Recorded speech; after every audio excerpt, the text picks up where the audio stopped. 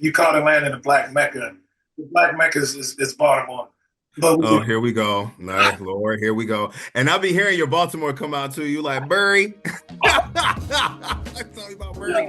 Uh, I'm D. Watkins with Salon, and today I'll be joined by Academy Award, Emmy, and Tony Award nominee Brian Tyree Henry. You know him from If Bill Street Could Talk, Windows, Bullet Train, Into the Spideyverse, Across the Spideyverse, Transformers 1, and it's everyone's favorite Atlanta rapper Paper Boi from the legendary television series Atlanta. Today we'll be discussing his new film, The Fire Inside, which tells the story of one of the greatest fighters to ever live, um, Claressa Shields. Congratulations on the new film, man. Were you already a fan of Shields?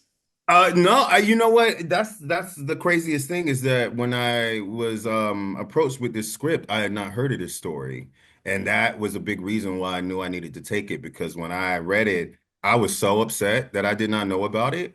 And then I took a step back and realized why I didn't know about it. You know what I mean? I was like, well, okay. So if there was a charge put in me to make sure that I, was a part of it because I wanted to make sure that no one felt what I felt, like hearing about it for the first time. I wanted to make sure that it was immortalized and that, you couldn't forget her name. She definitely should be a household name with all the accomplishments that she's made. So, but no, I didn't know about this two-time gold medalist, historical female boxer. No, I didn't.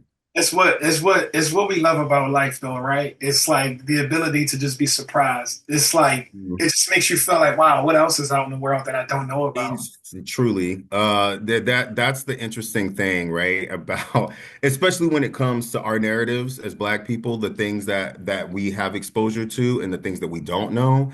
And I was like, it kind of resembles that of grief, right? It's like you're in denial, and then you bargain, and then you're angry, and then you come to it. And I was like, but what I love about this story in particular is that it's such a story of perseverance and hope that learning about it when I did was better than not knowing about it at all, but also what it put a charge in me to make sure that to spread it far and wide. Like I talk to everybody about Claressa. You know what I mean? Like, and the fact that she's still doing what she's doing to this day. The end title card of this movie we had to change like 4 times because she was still out there winning one after another. And so to know that this is a still actual living, breathing story that's going on, history is still being created as we speak, just the greatest accomplishment for me. You played Coach Jason Crutchfield. Walk us into his world. It's very interesting. This is my first time ever playing an actual person. This is a biopic. And so, like, this person is living and breathing. Not only is this person living and breathing and still doing what they do, this person is a championship boxer themselves. So, there was a huge responsibility for me to get this right because I did not want to meet this man on the corner and he'd be like, I don't really appreciate the way that you represented me. But to know Jason knows that he's the complete opposite of that. I mean, he is one of the most humble, most meek, most kind. Like his heart is one of the hugest hearts I've ever seen in my life. He is still coaching to this day in Flint, Michigan, at his gym. He's coached over 700 kids at this point, and you can tell that he loves what he does. And not only that, he also is a part of coaching one of the most historical female boxers of all time. Um, and so when approaching it, there were a few ways to do it. I didn't want to be very method and be like, let me call this man every 5 minutes and be like, so when you eat cereal, what time do you eat it? What kind of spoon? I didn't want to be that person. I didn't want to interfere with his life as it was being lived. So I think we spoke maybe once or twice. His gratitude was off the charts because I didn't want to go in expecting that this man knew who I was or that he had ever seen anything that I did. I just wanted him to know that I was going to honor him every step of the way. And then there's this wonderful documentary called T-Rex, which literally follows Jason and Claressa's journey to the Olympics from when she's like 16 or so. And so we were able to use that as a guide.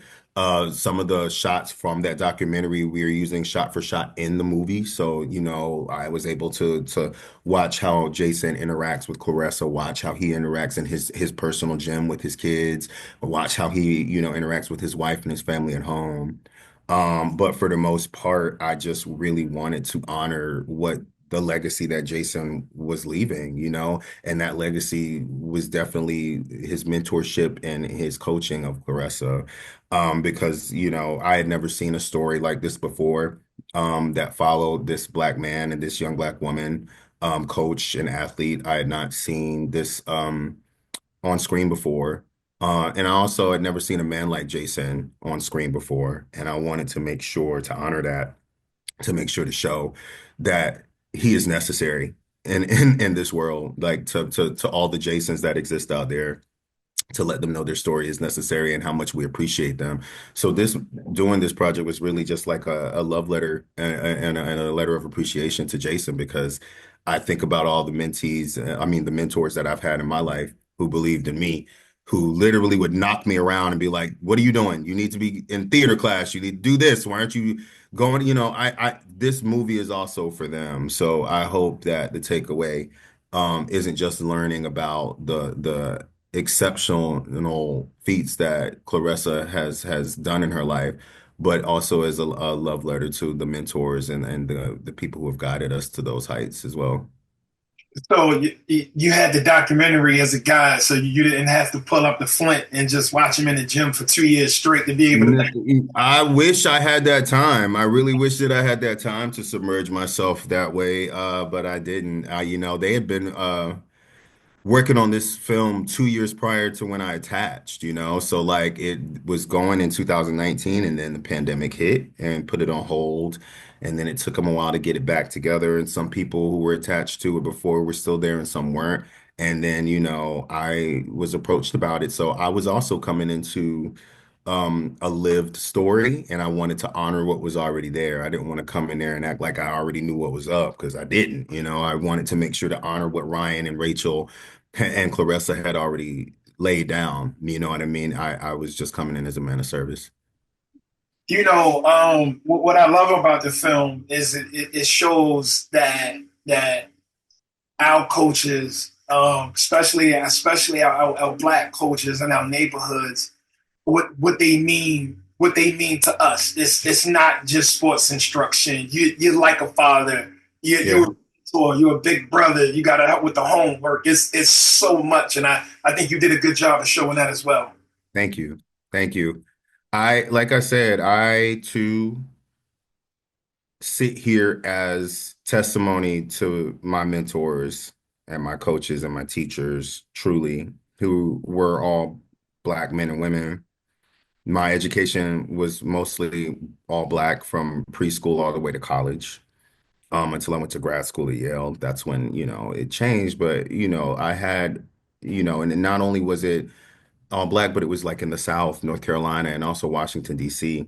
And so, I'm sitting here as a walking testimony to those people who believed in me, to seeing this kid who was sitting in the library reading these crazy books and, reenacting different scenes from movies, like in the street. Like I'm a Boys and Girls Club kid, like I truly am a product of all the mentors in my life and all the people who came before me to tell me, hey, there's much more for you to do. You should follow this.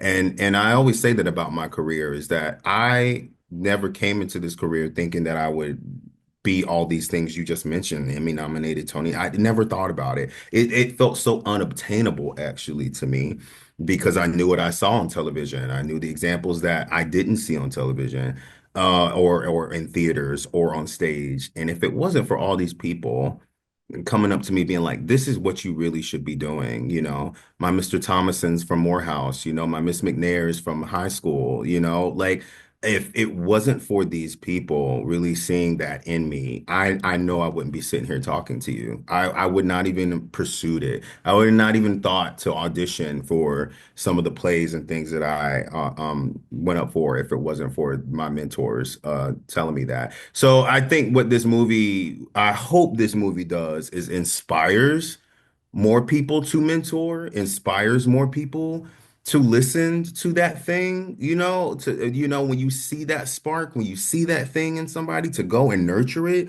because it's harder now. We live in a digital time. Like we're all here. We want fast results. We want blah. But when you see it, really nurture it, really, really, really go for it, really like pour into to the youth and these young boys and girls that they can be anything that they want to be.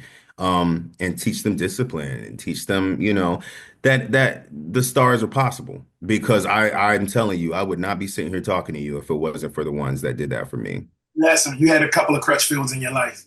Oh man, without a doubt. Still do. Still do. Love, Yeah. love, love. Also something that I kept thinking about, a lot of times, you mentioned the pandemic and, the strike and how things got shifted around and his story was already in creation before you signed on. But it seems Mhm. like to me, it's dropping at the perfect time because we're having a moment.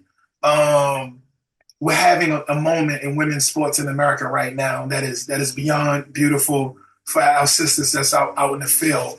We're seeing women get paid for boxing matches. We're seeing WNBA games being sold out. A lot of amazing, talented women are finally getting the attention they Lots deserve. of gold medals too. Absolutely. So I feel like, the timing is perfect, right? Or Yeah, I mean, there is no better time than now to empower Black women. I think we should be empowering Black women all the time, 24 hours a day, 7 days a week. And when it lines up like this, the way that it's lining up, also for it to be on Christmas, I'm like, well, that's a gift. Uh, I'm like, well, that's a gift. I don't know. There's a lot of ways to look at it. You know what I mean? I think that the fact that it is being released at all, whenever it was going to be released, is truly a testimony because there's so many people who could have hidden this story from us. There's so many people who could have denied this being made. There's so many people who could have just been like, no, the world's not ready for that. And I think about how often Claressa must have heard that. How often Claressa going into these gems of all men, all boys, being told that she can't, being told that she's not a girl enough, that she's not, you know, feminine enough, that she's not, and here we are telling this story of the greatest female boxer, if not best boxer of all time. Man, and she's still got so much more to do. And I think about if she had listened to that stuff, right? If she had literally taken that as gospel and decided to go, well, no, I can't actually am I ever gonna take these titles? Am I ever gonna? And she didn't. And so I think for me, it made it very easy to show up because she shows up every day, every single day. The discipline, the charisma of who she is.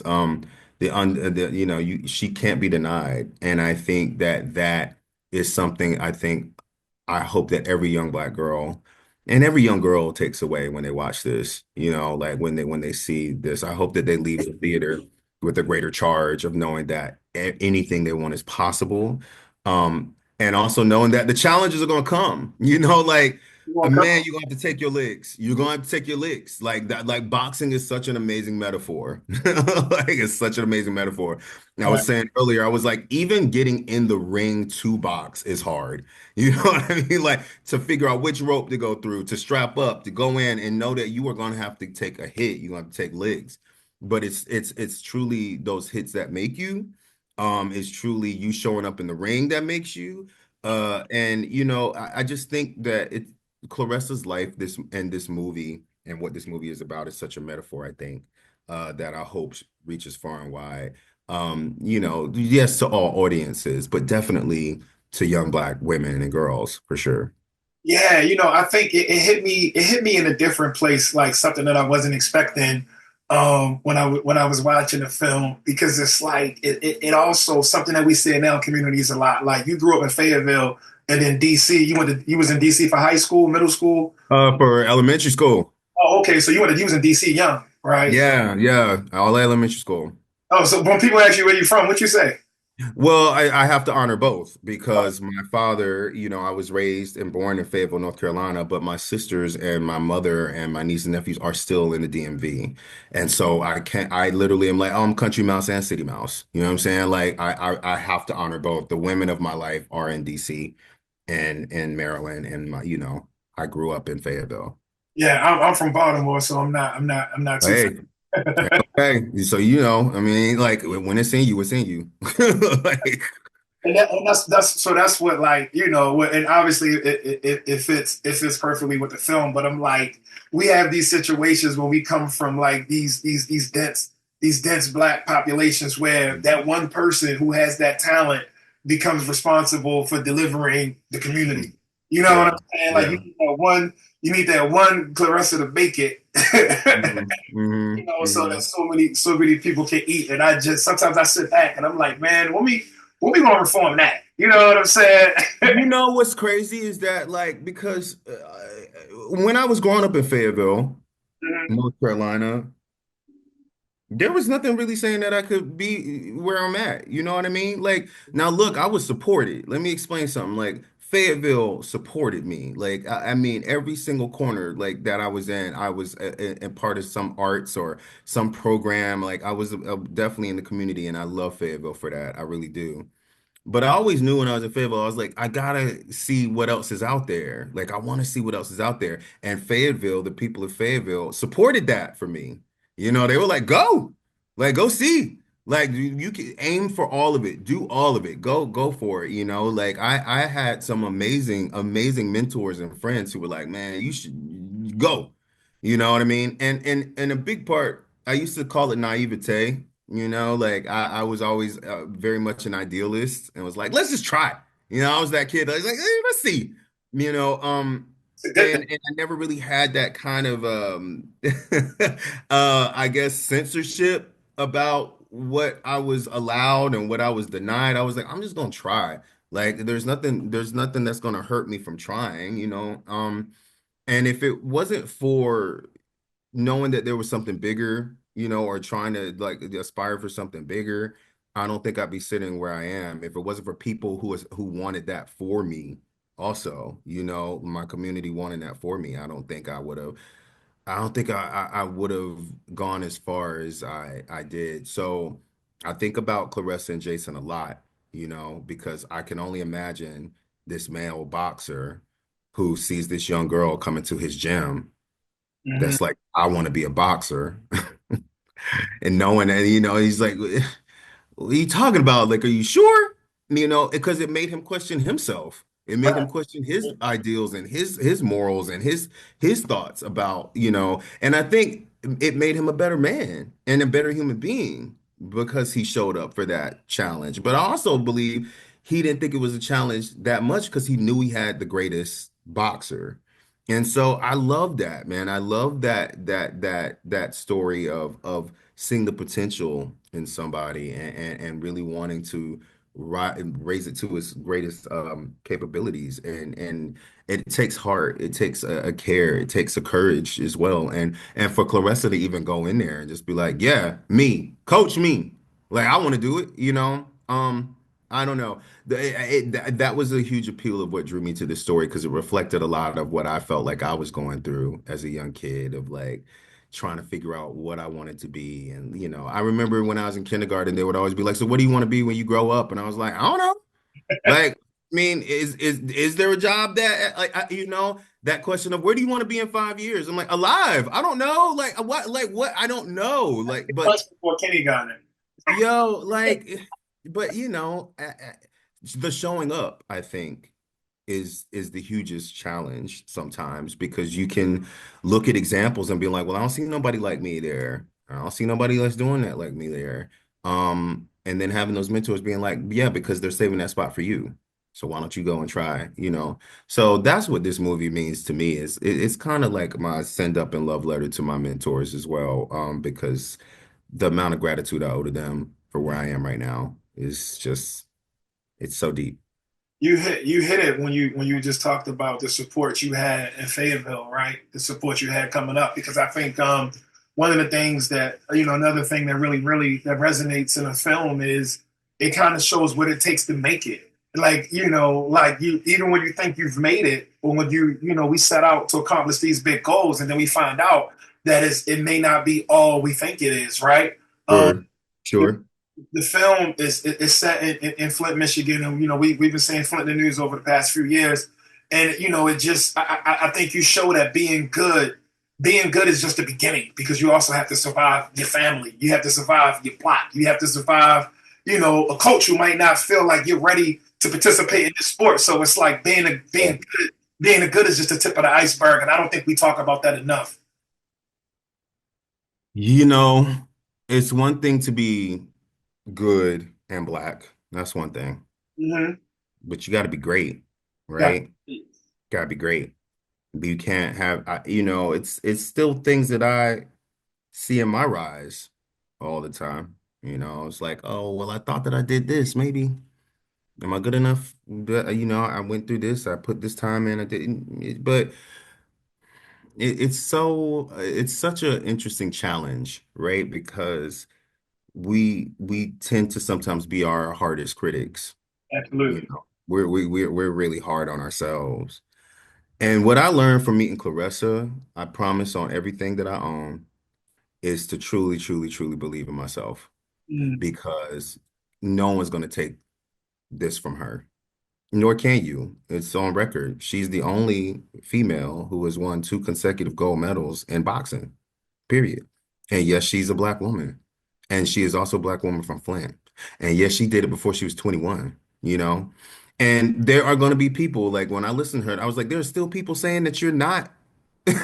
Like, there's still people who have the audacity to draw breath and tell you that you don't deserve and that you don't. And I know that feeling. I was like, yeah, I can understand that. I feel that. But self-belief Mhm. and self-worth, especially as black people in this society, is something that we can't look for. We have to really find it within ourselves and believe it within ourselves and nurture it amongst ourselves. You know what I mean? Because one day you're feeling like this, and the next day society is like, psych, nope, actually, you got to start from the beginning. And Right. that's hard. You know what I mean? Like, because if it were up to me, I'd be raging every day. I'm like, let's flip this table. Like, I don't understand. Like, what do you mean? But there's something to be said about the tenacity, you know what I mean? The determination, the perseverance of who we are. And sports is so interesting, like sports is an actual like physical thing that you watch, that you get to see. Well, look, that Simone Biles is the only one that's ever done what Simone Biles has ever done. She has moves named after her. You know what Right. I mean? Didn't even know that was Claressa is the only, it's so many different ways that we, especially as Black people, have excelled in sports, have made ways in sports and that we still have to find even more ways to be seen and noticed. But I think what I hope the Fire Inside does is just shines a light, truly, a light that I hope blinds you, you know what I mean, so that you remember, so you always remember that this story exists, that you always remember that what she did has yet to be outdone, and that it exists. It's a sense of pride that it pours a sense of pride into you that we have this story for our own, and that we never forget it, honestly. Absolutely. And I think you guys accomplished that. The film was written by Barry Jenkins. You worked with him on the Bill Street Could Talk, which he adapted and directed. What was it like working with Barry again? This was different because he wrote this one, so he wasn't really on set that much. But, Barry carries his own essence, and the universes he builds, are very lived in, very authentic. And so, because this is a true story, and because there were actual moments to pull from, it was pretty, I don't want to say it was easy, but it was lived in. You know what I mean? Like, and Rachel, our director, this being her directorial debut, spent so much time, really cared about this story, really cared about Claressa, really cared about making sure that she showed the authenticity of the story of Claressa and Jason. Making sure that we were really in this, certain scenes were in the streets of Flint, making sure to recreate Claressa's journey and training. And even like making sure to show the lows of what it was as well. Like this isn't your conventional like road to riches and fame. Like she still had to overcome quite a bit. She gets her first medal and she has to go back to Flint. There's no money, there's no endorsements.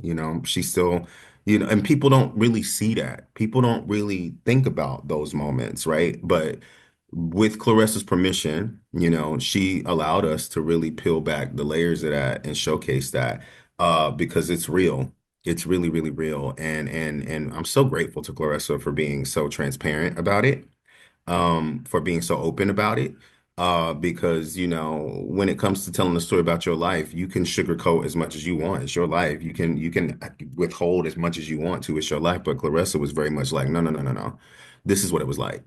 And people need to know that this is the journey for me as a young black woman in boxing. This is what it looked like. This is how it was. So there's a huge amount of gratitude to all the players of this movie, but especially to the women who put it together, especially to the woman who it's about. Because the authenticity and the realness of it, I think, is what the audiences will relate to. And I think people will leave this movie hopefully feeling charged, hopefully feeling empowered, hopefully feeling like, there is a story that reflects a part of our lives that they have ownership to, be like that's, those wins feel like our wins. When Claressa wins, it feels like our wins. So I hope that when people go on Christmas Day to see this movie, that they leave with that sense of hope and that sense of empowerment. As an actor, you had an incredible path. You went to Morehouse, you came through the theater world, you worked on animated films, but at the same time, you had a hand in some of the most influential work from artists being created today. One of those examples is Atlanta. Why do you think that show was so different and impactful? Because that city is, to Mhm. be honest with you. Atlanta is where I, from 18 to 22 years old, became the man that you see right now. Like I had the luxury of going to college in Atlanta, the turn of the millennium, 2000, 2004. Atlanta is such, I mean, when you talk about a city that has morphed in so many different ways and has become this amazing melting pot of talent, of culture, of black talent, of black culture. Because it is the Black Mecca, right? And I think that everybody thinks they know Atlanta. Everybody thinks they know the South. Everybody thinks they know. And what I liked about what our series Atlanta did, from the brain of Donald Glover and his brother Steven, is that it allowed us this kind of play space, right? To create something culturally that belonged to us, like Atlanta, the series, and the city also feel like ownership to us. You either know about it or you don't. Uh, Doesn't mean we won't allow you to come and be a part of it, but you either know about it or you don't. And I think for me, the best part of being able to be a part of Atlanta was that I got to play the Atlanta native. Yet another instance where I was like, if I don't get this right, like, you think Atlanta gonna let me back in it, please? Like, I was like, but I knew him. You know what I mean? Like, I knew this man. I knew him. I wanted to honor him. I knew that many people who tuned in had never even allowed somebody like him in their living room. You know what I absolutely, mean? There's absolutely. some people who would have crossed the street, but then there's other people like, oh, that's my cousin, man. I know him. Oh, wait, man, I got the familiarity. But I also wanted to show all the different dimensions of who this man is. Like he does get scared. He is funny. He is this. He is that. And I wanted it to feel lived in. But also like Atlanta's also a crazy city too.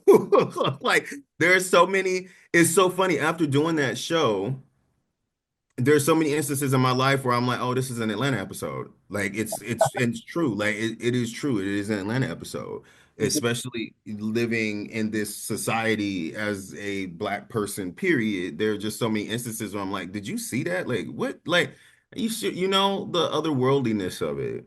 So I'm grateful that we came at a time Uh, you know, that shows like that were being made, that you allowed these four actors to come together and showcase all these different ways to be, to exist. Um, and that people loved it. Like, you know what I mean? Like it's so weird that I was standing in the middle of that and just like, having the time of my life. I want you to know I had the time of my How's life. that? You made one mistake. We'll fix it in post. You called Atlanta the Black Mecca. The Yeah. black Mecca is Baltimore. But Oh, here we go. Nice, Lord, here we go. And I'll be hearing your Baltimore come out too. You like Burry? I tell you about yeah, Burry. what, But yes, what there do you, are more. I'm messing with. What do you think? What do you think Paper Boi will be doing right now? Hopefully living free on his farm, counting those residual checks, mentoring, you know what I mean? I think he'd be gardening, honestly. I think he like in these day and times he's making his own, preserves and pickles, um, but unencumbered by fame and what people think of him. I think simpler living, because it's something I want. So I think, he is me and I am he. And I think that that's where he's at. Can we expect any more collaborations between you and Donald Glover? Well, he's family, that's my cousin, my brother. I know, like I support him 1,000%. I know he supports me too. So who knows? I mean, we stay in touch. So who knows? And you're working on Beyond the Spider-Verse, the Beyond the Spideyverse, right? I can't tell you that. Okay. Can't really share that. But maybe. Okay. What's next for you? I have a series coming out on Apple TV next year that I got the opportunity to executive produce with Ridley Scott as well. Ridley Scott directed the first episode, and it's also written by this amazing Academy Award nominated writer named Peter Craig, called Dope Thief. And it takes place in Philadelphia. Right. And it's a wonderful like thriller drama that I think that people will be very excited by because you've never seen me play a role like this before. But yeah, that's my next major thing. On top of the Fire Inside coming out on this Christmas. So yeah. We're excited for you. We're rooting for you, and congratulations. Thank you again for coming on. Thanks, man. I appreciate it. Thank you for watching Salon Talks. Be sure to subscribe as we feature some of your favorite artists, authors, and more. And while you're here, you might as well watch another video by clicking right here.